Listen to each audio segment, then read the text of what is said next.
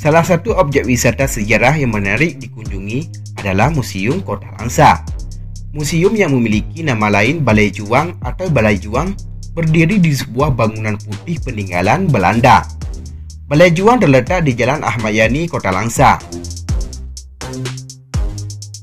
Di dalamnya tersimpan berbagai koleksi benda bersejarah seperti Al-Quran kuno, keramik kuno, piring saladon, guro saladon, senjata perjuangan, perhiasan, termasuk uang bun kontan yang menjadi alat tukar di Aceh sebelum mata uang rupiah berlaku. Sebelum lebih jauh kita mengupasnya, tekan dulu subscribe, like, dan share agar sejarah Aceh lebih terpandang di mata dunia.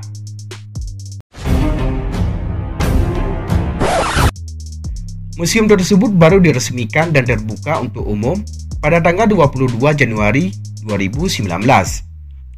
Awal mula sebelum bangunan itu menjadi Museum Kota Langsa, gedung yang berdiri pada tahun 1920 itu merupakan kantor perdagangan Hindia Belanda. Sejalan dengan pergerakan kemerdekaan Indonesia, bangunan ini direbut oleh pejuang-pejuang kemerdekaan untuk dijadikan sebagai tempat perkumpulan para pejuang di masa itu.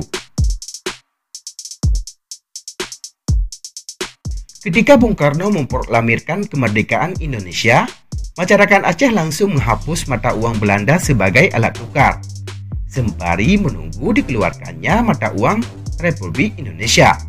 Penguasa daerah pada masa itu menerbitkan bun kontan bernilai 100 dan 250 sebagai alat tukar.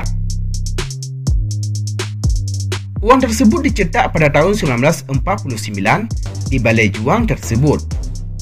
Ketika itu pernah terjadi peristiwa bersejarah di gedung ini. Di sini tempat mencetak bun kontan, yaitu mata uang Indonesia sebagai alat tukar di masa itu. Dan sampai sekarang masih tersimpan koleksi bun kontan di museum tersebut.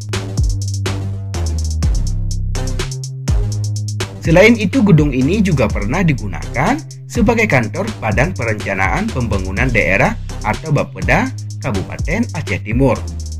Kemudian terjadi pemekaran daerah Aceh pada tahun 2001. Bangunan itu terlepas dari wilayah administrasi Kabupaten Aceh Timur dan menjadi bagian dari Kota Langsa.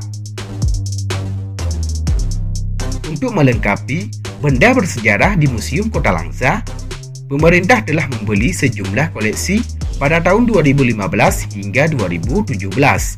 Selain membeli benda bersejarah, mereka juga menerima hibah dari para kolektor.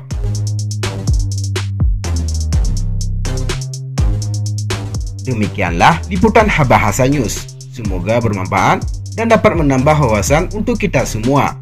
Terima kasih telah menonton dan tunggu video kami selanjutnya.